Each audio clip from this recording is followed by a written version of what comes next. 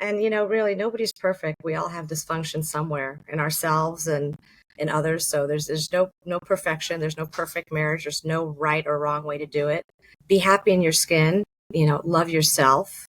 And, that's where the book came out of that we'll talk about later too. It's like if you can't love yourself and appreciate yourself with your flaws and wherever you are, whatever season, it's going to be really hard to attract that into your life. It's going to be hard to have that vibe where people want to be around you because they're like, what does she have? She's so positive. She's so energetic. Like, what is that? And it's because you love yourself, and then it just exudes from you, and it just, you can't help but love other people, and it'll just attract all that back.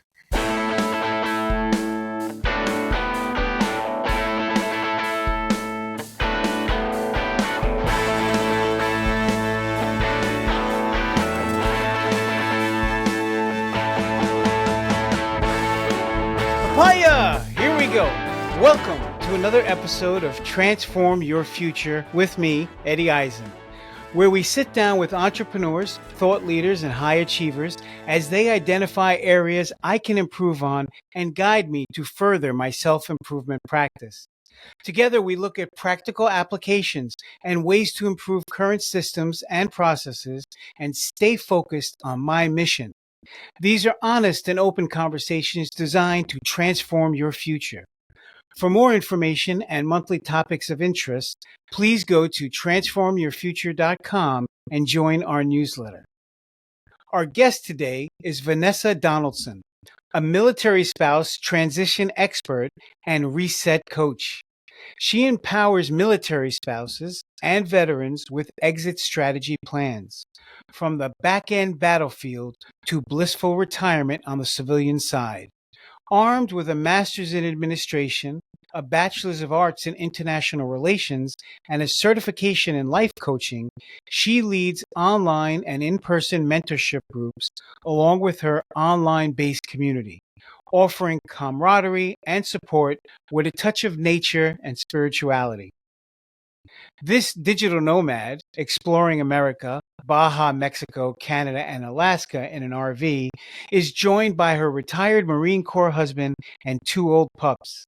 Vanessa brings her coaching to nature's beauty and keeps her clients motivated and inspired wherever she goes with holistic tools such as positive intelligence activities to slow down and reset off-grid in a hectic world. Welcome, Vanessa Donaldson. Thank you so much for that introduction, Eddie. Wow, I think you've said it all. There's not much more to add to that. You said that beautifully. Thanks for having me today. Tell me a little bit about your journey and how you got working with the military spouses. Tell me a little bit about how we got there. So how you end up working with military spouses is you become one. We're our own best coach. So when we're working on ourselves, it helps us to work on others, but we got to work on ourselves first. So I don't know any other lifestyle than being a military spouse. That's what I've been for 27 years, married now to my Marine. I still call him my Marine, like he's like I possess him or something. But I like saying that because the military owned him for 20-something years, and I felt like I was the mistress sometime. It was like, where's the military sending you now? Where are you going with your other person? And I'm in the background, the back end battlefield. So now I do like to say my Marine because he is all mine, and the military can't tell him what to do and where to go and what to wear and all that stuff. So where that all started was a love story in the Peace Corps in the middle of West Africa. That's where I met my guy. I was doing the Peace Corps, helping women in a tiny village near the Chad border in West Africa, in a little country called Niger in the Sahel Desert. And so that's where I journeyed after my degree. You mentioned I have a master's in international relations, and I actually was focusing on developing countries. So what better way to put that field experience into my plan than to go to a developing country and work Experience it. So use the skills I learned in college. And so that's what I did. I ended up in the Peace Corps, and it was a magical, amazing experience. Hardship, you want to quit a lot, and most people maybe do a year and they go home for home leave to Christmas or something, or New Year's, and then they disappear. You're like, where did Susie Q go? Where did Joe go? And they don't come back. They go home and they're like, wow, that was crazy, Mm. but I like my comforts of home. I'm going to stay in the US. So I stayed longer, and then I became a Peace Corps volunteer leader and was in charge of like 30 volunteers that were going out to their villages. And I helped them with their grant writing. I helped them with their emotional stability when they wanted to quit and, just feeling down. You're living amongst a whole foreign country. So yeah, that's where it all started. But I met my guy there and knew nothing about military really. My dad had served in the Army, but he passed away years ago. And so I never really got to have that conversation with him. What was that like? What did you do? We just never got there. So I didn't even really know he served until his funeral when they did the flag folding and they gave it to my mom. And I'm like, why is he getting a flag folded here? What's going on? And I was like, oh, he served in the military. So it was definitely a trial by fire. I was not raised with the legacy of everybody joining the military to understand what lifestyle would be like that and the challenges. So I was just kind of like jumping into it. But I'm kind of a forward thinking, what do I do? Head first, not feet first, whatever that is, and just go for it. But fell in love with my Marine, with my guy in the Sahel, and then could started that journey of being a military spouse from being the girlfriend. He had curfews too, so it was like real courtship. He had to like check in every night at a certain time to his Mm. room. The women couldn't go in the bedrooms. I mean, there was a lot of curfews and stuff. So it was kind of like courtship dating, like they did in the 60s or whatever. So he moved on to Italy when I was still in Africa. And then this is pre-internet, Eddie, pre-internet, pre-cell phone. So snail mail, like I would write a Yeah. letter and No put it in Skype. no Skype. I would write a letter and put that in the post office box at a little African, postal unit 2 hours from my village. That took me 2 hours to get there with a Oh. motorcycle to go mail my little letter. And about 3 months later is when he would receive it in Italy on his end. And then 3 months later for me to get a letter again. So imagine that length of time. I mean, it was great training to be a military spouse because it was already training me to be, live in separation, to keep faith, to keep hope, to wait for that next letter and read the I love yous over and over again. So that was kind of training ground, but it was a challenge when you don't know what you're jumping into, and that's why I'm kind of a military spouse transitional coach or an expert now, because I want to empower and help women even when they're younger, just starting their journey, so they can realize the challenges and be prepared more for it, rather than I had to do a lot of reactionary things oh, this happened. Now, how do I react? And it'd be great to be able to mentor and show people how to have Mm. preventative maintenance and Hmm. have tools already before to empower their marriage, Sure. to keep it strong, to keep it growing. Because I don't know if you know the statistics, but being married in the military, I mean, it's like over 50% end in divorce. I mean, just Yeah. imagine between the Yeah. hardship, the separation, the deployments, the war, it is a very challenging lifestyle to navigate. So if we could help, lead, if we've walked that path before, why not lead those that are two steps behind us to just give them more hope, more tools so that they can really thrive. I want all military families and marriages to thrive. And when they retire, I want them to be falling in love over and over again in different ways and thriving in that retirement together, not having this whole distance and, okay, I don't know who you are now because we raised the kids and you were gone all the time and I had to run the home, and resentment. Like, get all that out of the way and just find your love again and start your next journey and your next chapter Yeah. after Yeah. retirement. But that's a You know, long-winded way of how I I, became a military spouse, but there you go. it reminds me a little bit about just this idea that I have. Um, I was in a dysfunctional relationship for many years, and then I got out. And during that time, when it was happening and I was in it, like, I had to change. I had to work on me, because if I didn't work on me, being in this relationship that was dysfunctional, like, I would go crazy. I would like have to just immediately leave, or I'd have to, do something drastic or whatever. So I had to take really good care of myself. And this is what it reminds me of, is like we get into these situations in life and they challenge us in some way. And then we have to show up and say, are we going to go through this and better ourselves and learn how to deal with this stuff? Or are we going to just fold, And obviously, Mhm. this was a defining moment for you, as was with me with my dysfunctional relationship, that, I decided to stand up and better myself regardless of, what was going on, and to deal with stuff. So that's awesome. I like that Absolutely. kind of spirit. I identify with that. Yeah. And, really nobody's perfect. We all have dysfunction somewhere in ourselves and in others. So there's no perfection. There's no perfect marriage. There's no right or wrong way to do it. Hmm. But be happy in your skin, love yourself. And, that's where the book came out of that we'll talk about later too. It's like if you can't love yourself and appreciate yourself with your Exactly. flaws and wherever you are, whatever season, it's That's going to be right. really hard to attract that into your life. It's going to be hard to have that vibe where people want to be around you because they're like, what does she have? She's so positive. She's so energetic. Like, what is that? And it's because you love yourself, and then it just exudes from you, and it just, you can't help but love other people, and it'll just attract all that back. It's just amazing. But it's a journey, and everybody has to work on their different parts of their dysfunction. But we're definitely not perfect. And my military life started definitely, like I said, trial by fire. I became pregnant before marriage, which was a big thing. I mean, I was raised in a Christian home, Catholic. I was trying to wait till I was married. I was trying to do everything by the rules. And it was like, oops, I'm in Rome, Italy, running around the piazzas with my loved guy. I mean, I was just like cloud 900. It was way past cloud nine. And he was like chiseled Marine in his dress blue uniform and, not one hair out of place. I mean, I was just, woo. But we were friends when we started dating and hanging out. It was a friendship. It wasn't love at first sight. But then when the stars were above the Sahel Desert and we were dancing at a nightclub, and he just waited for me to give that first kiss. Poor guy had to wait 4 months for the first kiss. So, but I was like, ooh, hanging out with Marines, like there's a lot of women here. There were like 200 Peace Corps women. I'm like, he's not going to remember my name tomorrow, but somehow he remembered it. And so having that baby in my womb and realizing, okay, I'm about to be a mother now, like this game is changing. So that was definitely trial by fire. And he could legally, technically, not even get married on that program with the Marine Security Guard. They sign a contract that pretty much the Marine Corps owns them, even at another level. Like they're there to protect the embassy, to protect classified information. They're not there to go and get girlfriends and start getting married and then, figuring out housing and all that. That is not in that scope.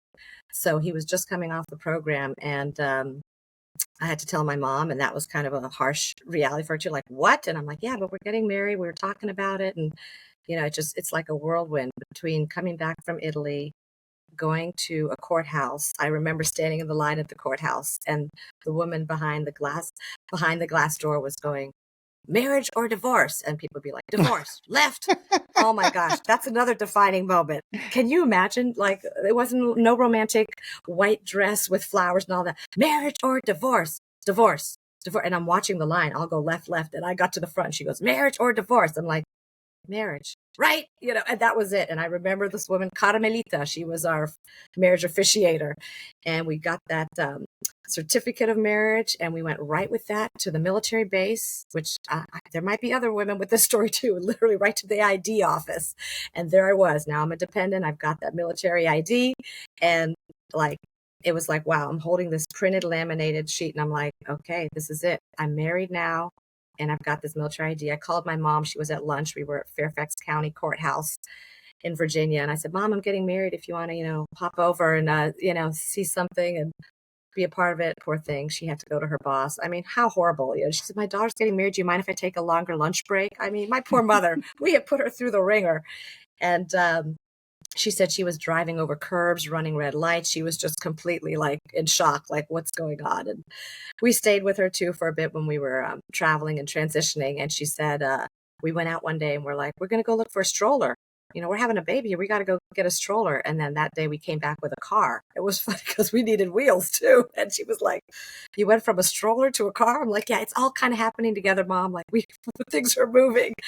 So there's the reality of the raw and the kind of the dysfunction. Like, would I have wanted to plan it that way at first? No, you want to plan your pregnancy out and have all these stages, and which I got to do with our second child, our son. He got spoiled because everything was planned and organized, But my poor daughter, she was like, poof! It was like December we're married, and by January I'm in a military hospital giving birth, and then packing up a Ryder truck. I mean, we went by my mom's house, and she's like, get all this stuff from your father out. Like, I'm living with furniture and extra double everything, get rid of it.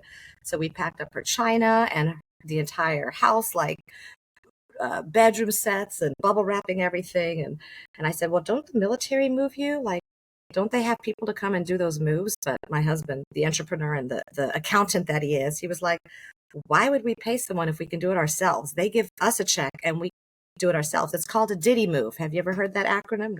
So many acronyms in the military. I'm like, what is a Diddy move? He said, do it yourself. I mean, they have an acronym for everything. I'm like, well, that sounds like a lot of work. He's like, yep, start bubble wrapping. So literally just, he went to the store, got the bubble wrap. I'm bubble wrapping my mom's china glasses. I'm using underwear and t-shirts to stuff boxes. And I'm like, this is it. We are doing our own move. And we filled up a rider truck that he went and rented and poof, started our journey cross country from Virginia all the way to his duty station, California. So talk about trial jumping into the military. By the time we got to Georgia, our poor daughter, she was having like acid reflux, sitting between, the shocks in one of those rider trucks, sitting there having spit up and everything. So by the time we got to Georgia, he said, yeah, I'm leaving you with my family. I'm going to drive the rest of the way. I'm going to find us a rental spot and then you're flying out. So that's how that season went. So just giving you a highlight of very dysfunctional, for a lot of chaos. But the thing is, I still stayed positive kind of through it. And it was always like in my mind, we're going to get through this. We're going to get through this somehow. I don't know the answer. I don't know what it's looking like on the other side, but we're going to get through this. So, yeah. That was good.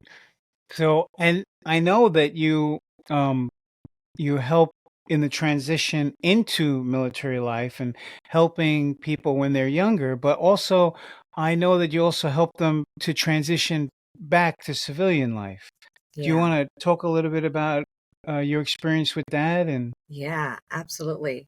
So once we're in California, now we're doing the military routine. You even have to wait to live on a base. Some places are so sought after, you can't even move on to a military base straight away. I didn't know that. So we had to live in town for a year and be on a wait list to get on the base. So that was another challenge, but we did it. And then by the time we got on base, that's when I realized like, oh, this is a whole tight-knit community.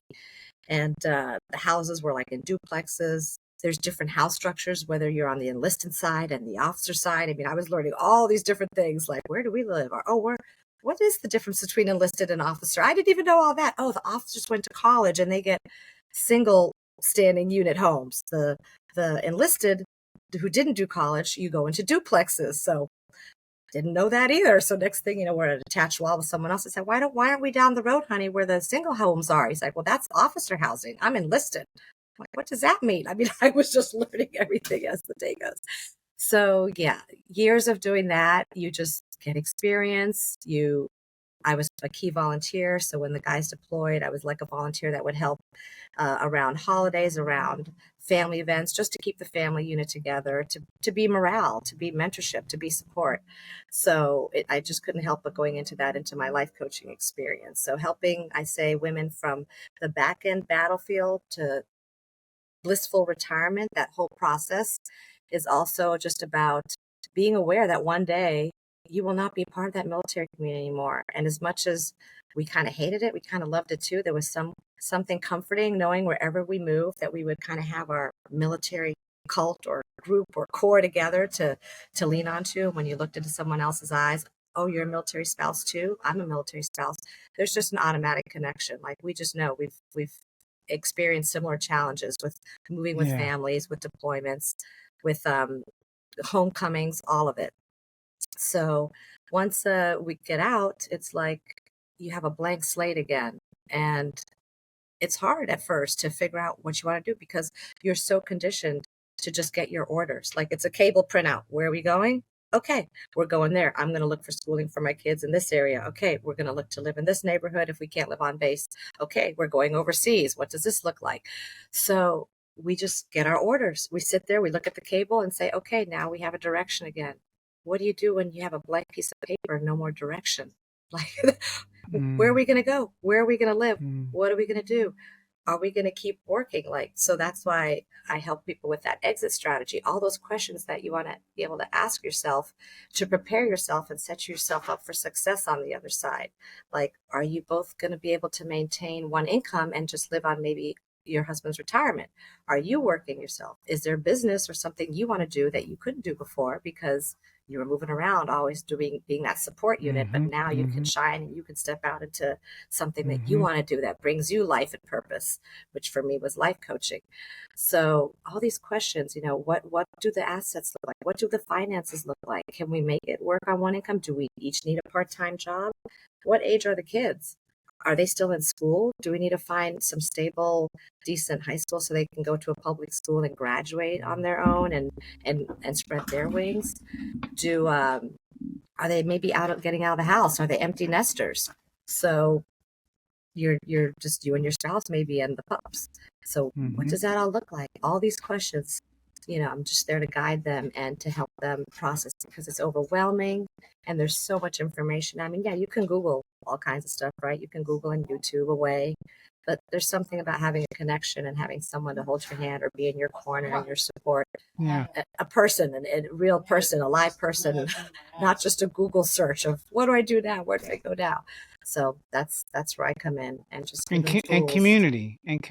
Community. It's always going to be there. Like whether we're on the civilian side, the retired, we still go on bases now. There's still a checkpoint. Some places there's no checkpoints, but there are checkpoints that say, you need your ID to get on the base. Like, let's see your ID. And then you're in that box, you're in that little community again, and you're shopping at the commissary and the PX. So you still go in there, and I still walk down the aisles and I see those younger moms with the babies in the stroller or in the shopping cart, and they're having a fit. And I'm like, oh gosh, yeah, her husband's probably deployed. She's like pulling out her last piece of hair, just like, I can't take it anymore.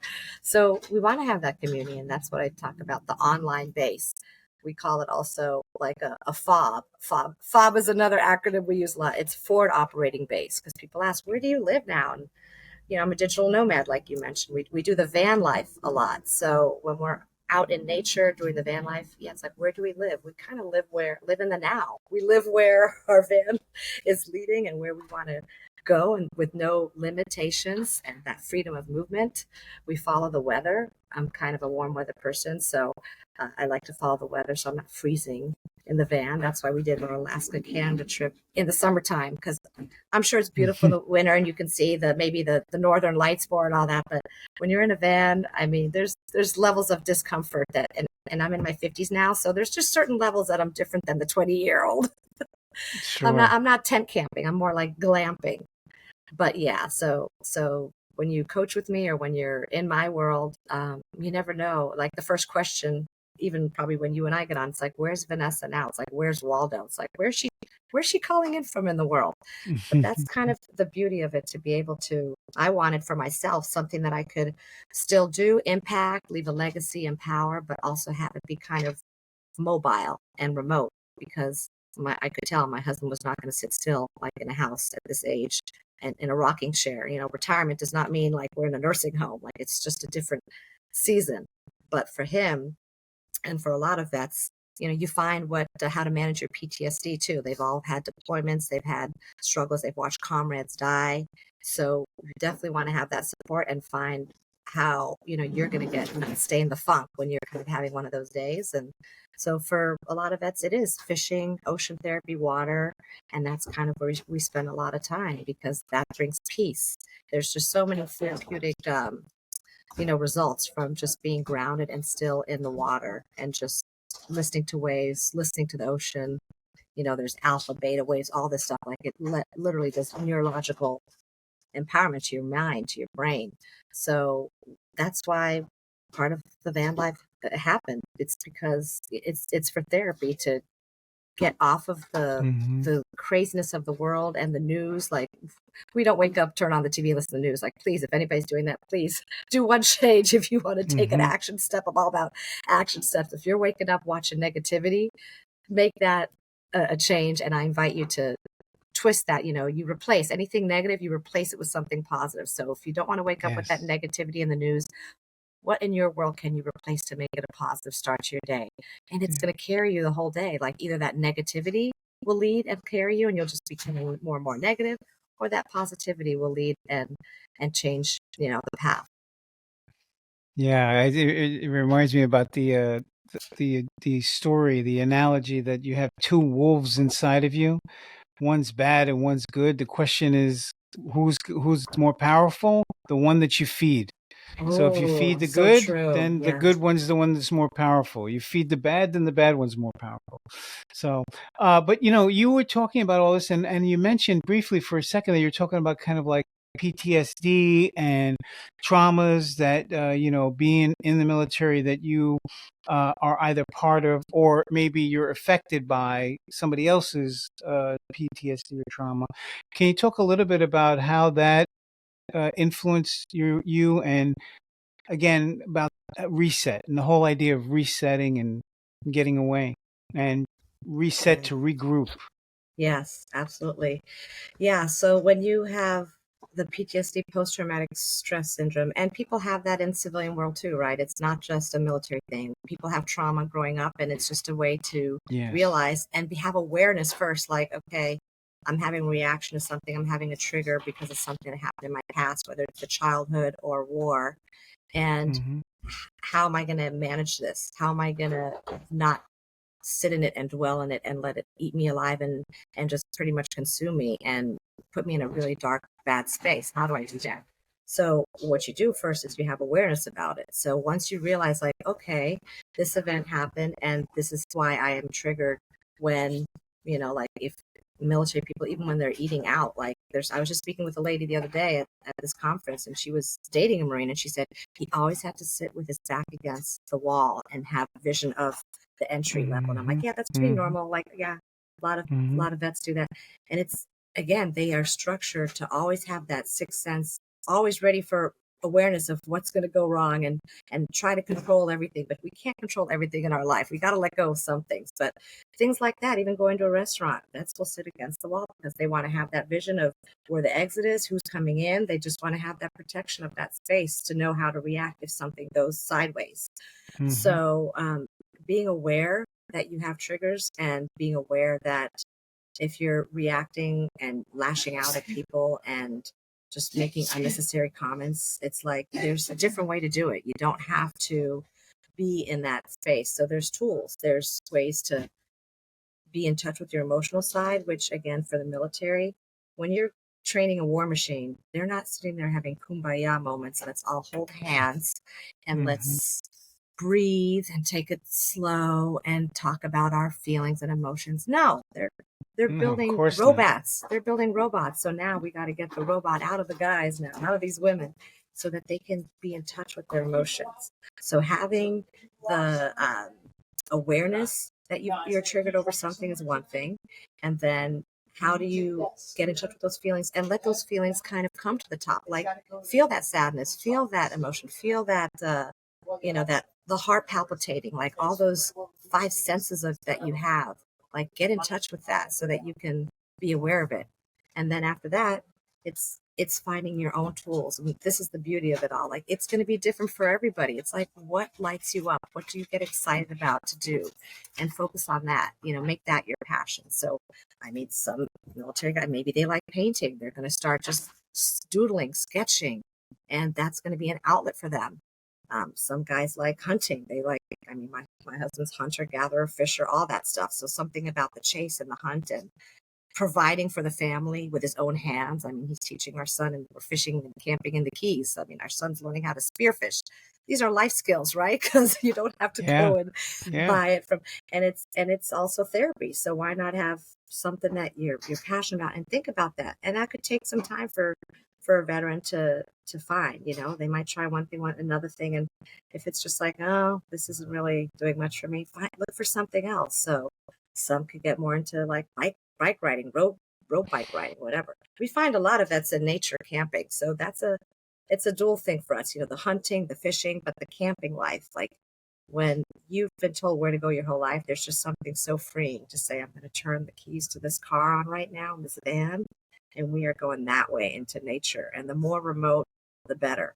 Like, my experience with vets, they're not trying to run to campgrounds like the KOA where they line you up like sardines all in a row. That might work for some people, but for most vets that I've coached to and helping guys with their VA disability claims, they're Mm-hmm. looking for nature. They want a boondock. They want to get out into that remote space where all you hear is silence. And is that an analogy? I don't know.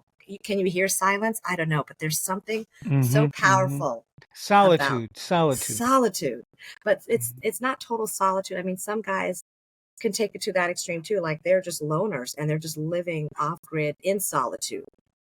I like the solitude, but I like to be with my spouse in solitude. I like to still have Mm-hmm. community and connection Mm-hmm. with somebody. Yeah, yeah. And if I'm coaching, I get to be in that FOB, that forward operating base with my ladies on the screen and have that community.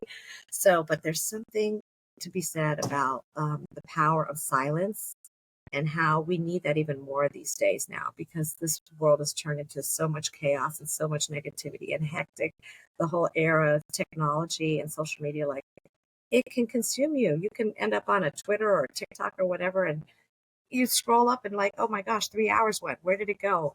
So having the mentality and planning that and strategically, consciously telling myself, we're going to go off into nature and we're going to get off grid to balance out all that craziness of life. Mm-hmm. It makes such a positive difference and it's healthy. It's therapeutic. The nature tools of all that stuff. It helps give vitality. It helps like heal your body from the inside too. I mean, there's scientific testing about getting into nature and slowing down. It's not just to be still, but it's to give your body a break, to let your mind, like you say, reset.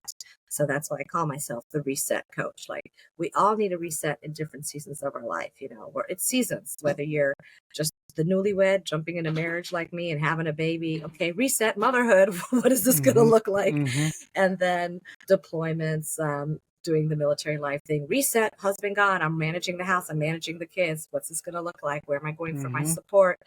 And Mm-hmm. blissful retirement is, yeah, reset. The military's not telling us what to do now.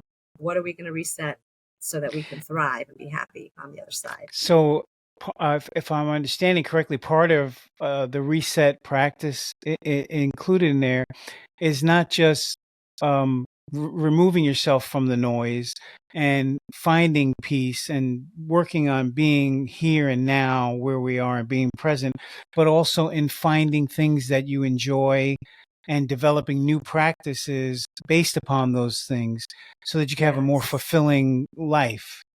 Yes. Yes. I love the way you summarize that. Yes. It's a new chapter and you want to find something that's fulfilling, purpose driven. Like there's nothing worse than to be waking up every day and feeling like you are nothing, you have no purpose in life. I mean, what a depressing way to live. It's going to eat you up and consume you. So, yeah, finding that living purpose. What is that in the next season of your life? What does that look like? And also, like you said, exploring new things. It might be things that you do as a couple too. But I also wrote an article actually in a military spouse magazine, and it was about finding your own uh, things that you want to focus on, having that alone time from your spouse. And what are you going to do with that time? Like what brings maybe you joy that you get excited about that maybe your spouse might not be so into? Like my husband's like, how can you sit there like all that emotion all day on the Zoom calls or when you're setting up with your coaching client? Like, is that fun? I'm like, yes, it's so rewarding and it's so fun to empower and to guide another military spouse because I say I help military spouses bloom wherever they're planted. Sometimes I have a flower in my hair to represent that, but it's hard with the headset today. So finding things that bring you joy that maybe it's healthy still to have your own boundaries and your own alone time. So I can get all wrapped up in my military spouse world and with my military community and helping my veterans with their disability. And that might not be like where my husband wants to be, but that's okay. He's got his fishing and his hunting, and we come together and we merge and flow. And like today, he's standing by after this call to take me to the sandbar. It's one of the warmer days that we're experiencing in the Keys. We've had a cold spell. We've had storms going all up and down the East Coast, and it's getting hot. It's getting humid. You probably can see the my skin is nice, like I'm in a sauna right now. And yeah, we're waiting to go spend time together on the boat and go to a sandbar and just again be in nature, look at that Mm-hmm. clear blue water together. But right now I'm doing something that's important just to Vanessa to do. So part of that season of finding, in retirement is finding things that you do together that you can, merge together and enjoy each other's company together, but also creating and opening up that space to find things for your own personal growth, your personal individual growth. He didn't go through the life coach training. That was something I wanted to do. He didn't do the positive intelligence training. That's something I wanted to do. And it still filters and affects the people around you, right? Like what you're doing, it's going to affect things around you. That's just how the vibe goes. So our children benefit from it. I get on calls with them and they're like, Mom, you're different now. You're asking questions differently. And I'm like, yeah, I'm sorry. I have to apologize too. I'm not the perfect parent. There was a lot more of do this now, go here, do this, because that's how we were trained and raised in the military. Just no emotion, just pack it up. We're moving here. And now I'm asking my adult children questions like, how is your job going? And what are you doing with that? Oh, and how does that feel for you? And they're just like, wow, Mom, you're like asking these different questions now. I'm like, yeah, I worked on myself and with training, and now I can spread that love to my kids and they can benefit from it. So that's the whole legacy thing too.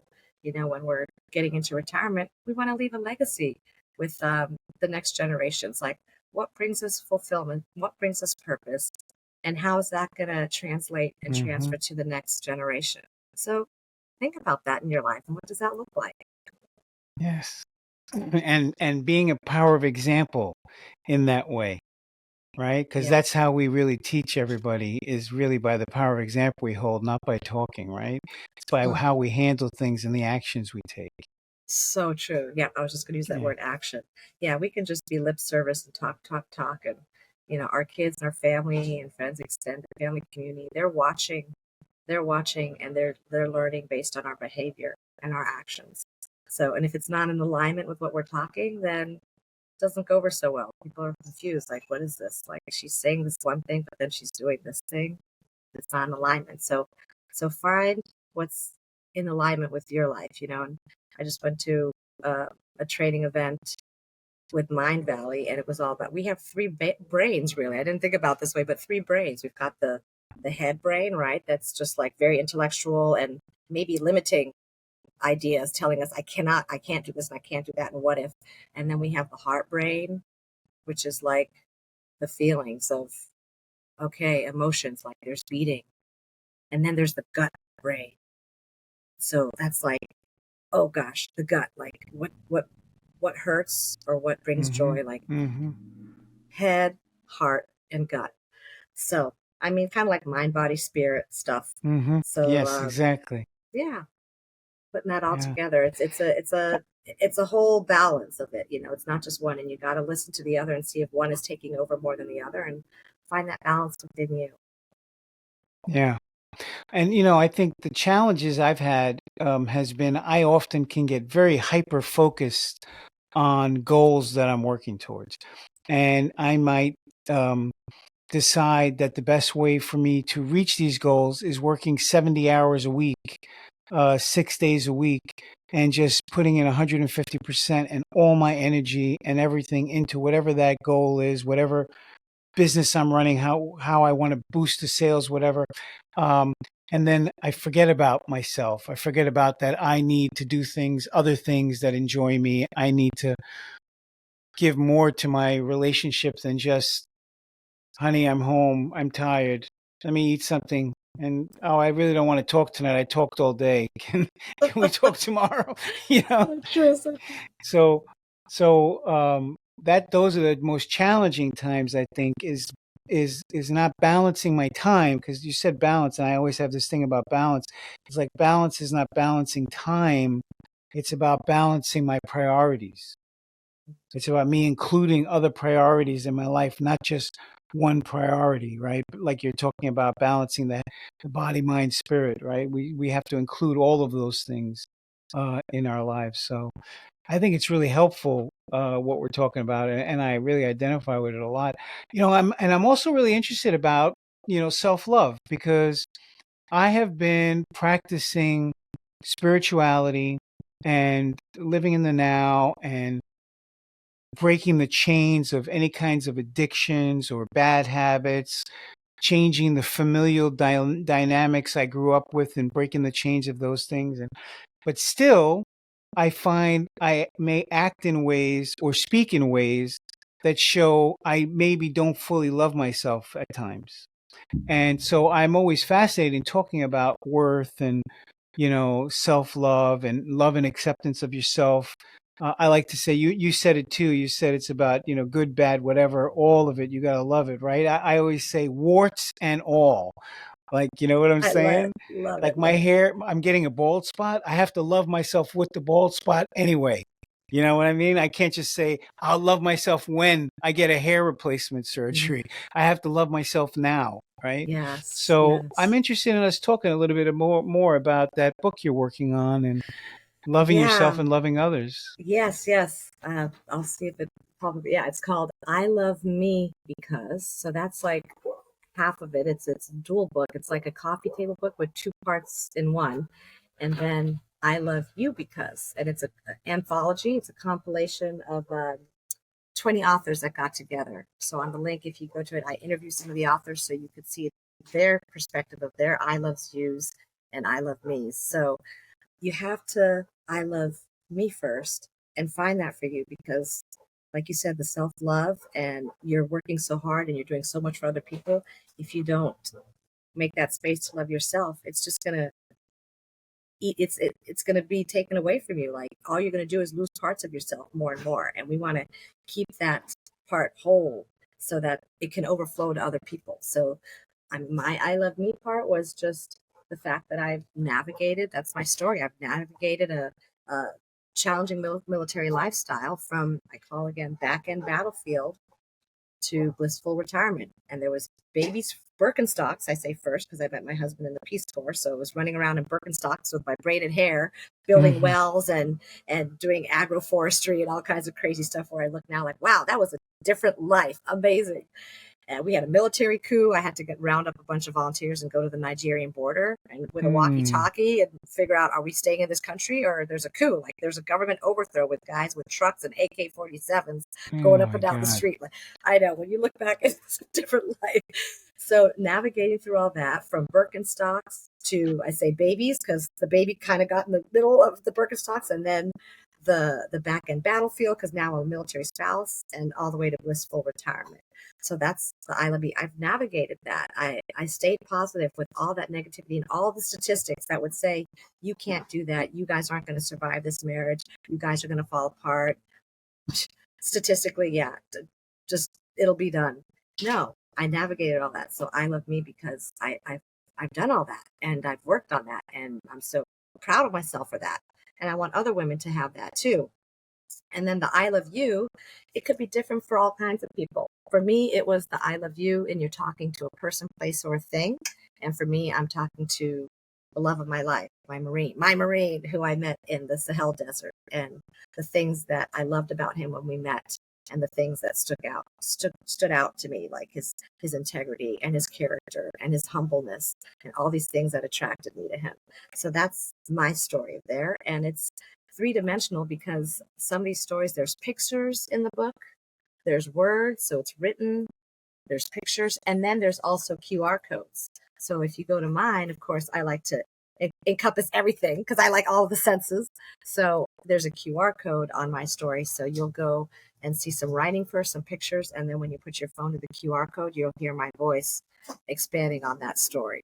So, and you can do that with the other 19 authors as well. And there's stories about heartbreak, about loss, about death, about overcoming crazy childhood trauma, that people endured and how they came out of it and overcame on the other side. So it's definitely a book of hope and love and joy and support for people that for all different walks of life. You might not resonate with all the stories, but there might be at least, a few in there that you can Hmm. relate to and Hmm. maybe learn something from.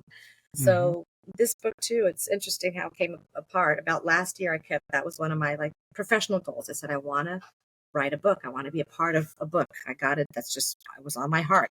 Author, I got to add this on my list. And while we're camping, it's funny when you get off grid. We were off grid for like 4 or 5 months, all through Canada and Alaska. I mean, I hardly went on LinkedIn. I had a few posts maybe that were auto scheduled, but I was pretty off grid. I might have posted something on Instagram, a bear um, catching salmon, swimming upstream, some of our Hmm. nature scenes.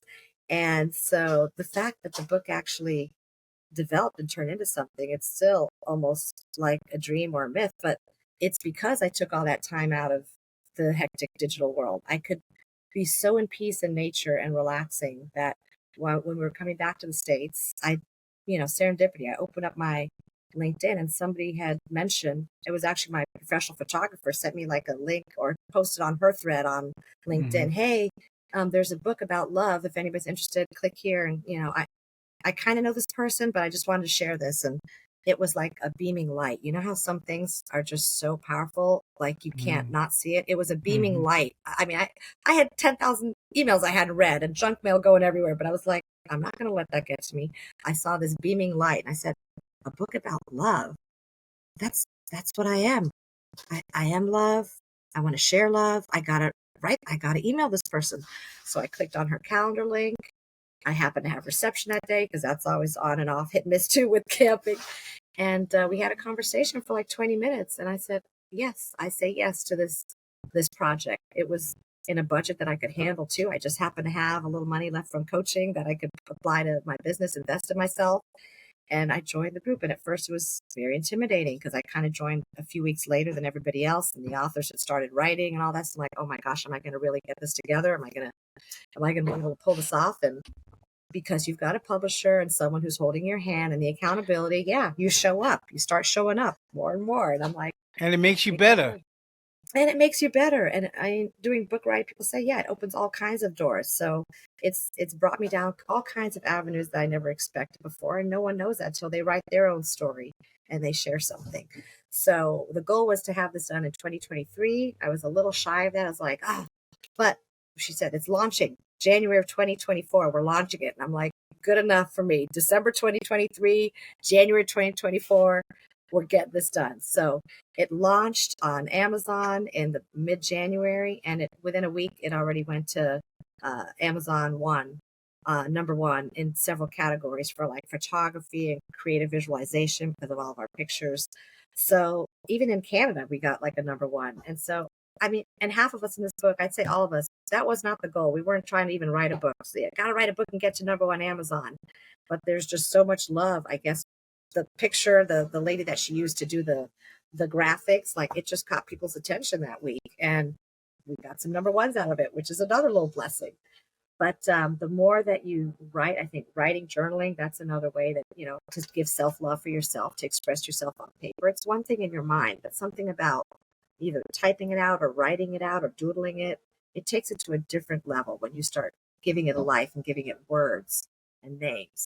So yeah, I didn't realize that, I really did a good job of loving myself over the years and creating boundaries and aligning myself around positive people. Like that's huge for me. I don't want to be in negative environments where everybody's talking negative and beating each other up negative. I'm out. Like that's a non-negotiable now. I want to be around positivity, high vibrational energy, which is why I was at a Mind Valley Fest all weekend. It was just like a big party of, imagine 1,000 people in a room that all have positive energy and want to just like love and hug and share. That was my world, kind of like Peace Corps, but in the US. And so, yeah, when I look back now, it's just one more thing, a feather in the cap. It's something to be proud of. And I just love to share it now. And it leads me to conversations with you where, people like you that say, well, tell me about that love book. What is in there?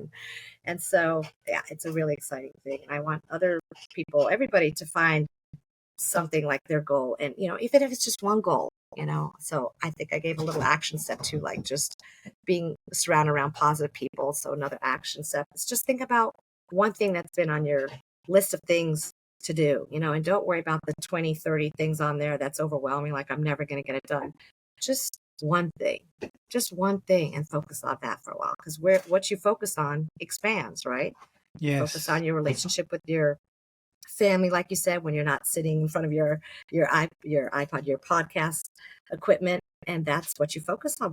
What you focus on expands. So think about that. And if you're finding you're focusing on things that are expanding like in a negative path, you can change that. We have a choice. We have a choice every day when we wake up where we're going to put that energy and what vibrational frequency we're going to put out to the world. It's a choice. So think about that choice. And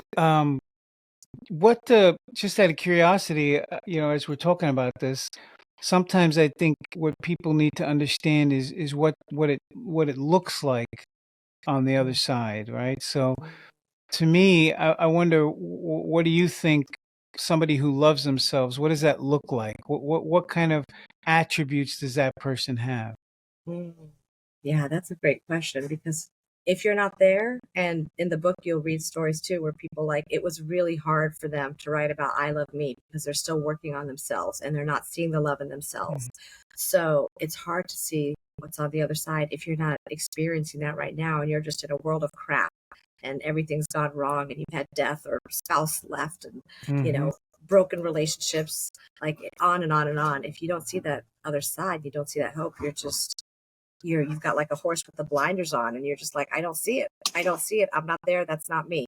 So that's great that we can take a few minutes to talk about that. So what that looks like on the other side is when you wake up, no matter what you're excited about, like I said, it's different for everybody, but when you wake up and you're just like, you pop out of bed like, what's the world, what are we going to engage with the world today, and there's just a light in your eye, and it goes right to the breakfast table if there's people around you, and that positive energy, positive vibe starts spreading to your family, and you give your spouse a good morning kiss.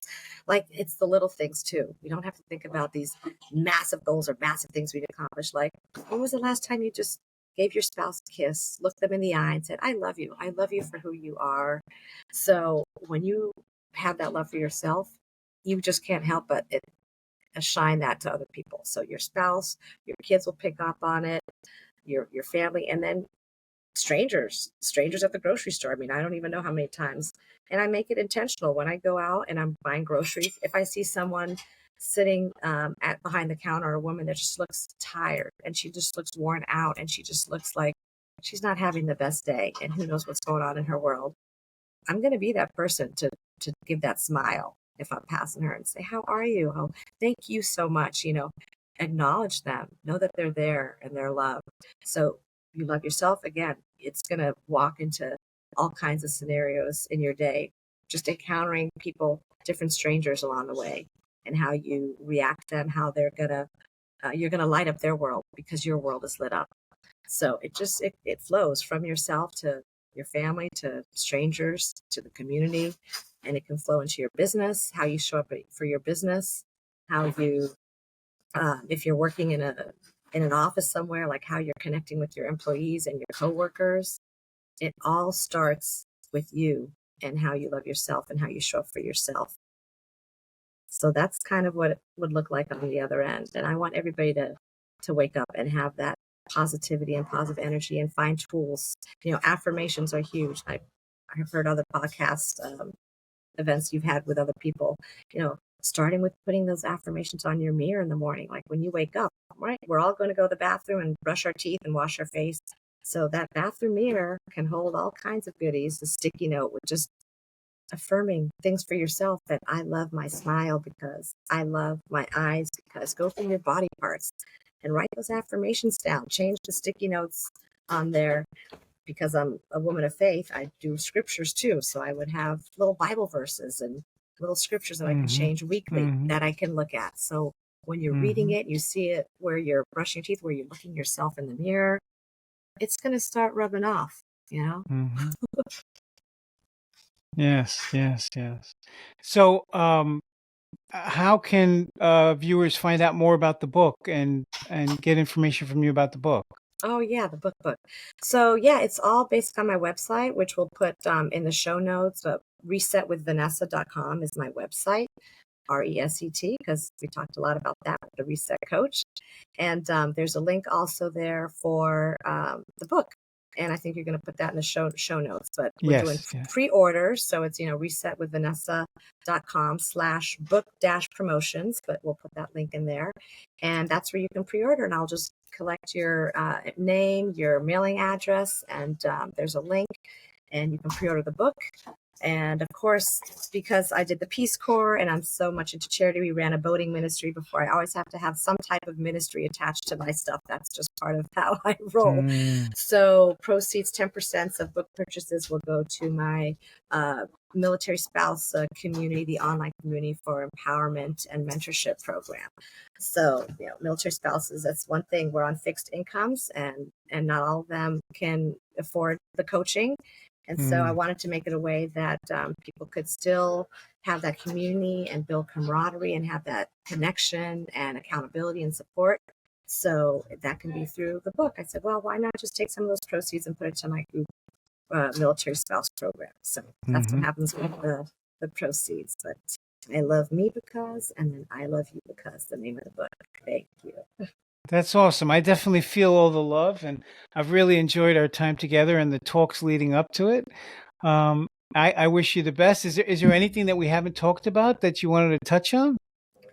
Oof, boy, we've gone down that whole trail from dating to babies to military to deployment to blissful retirement.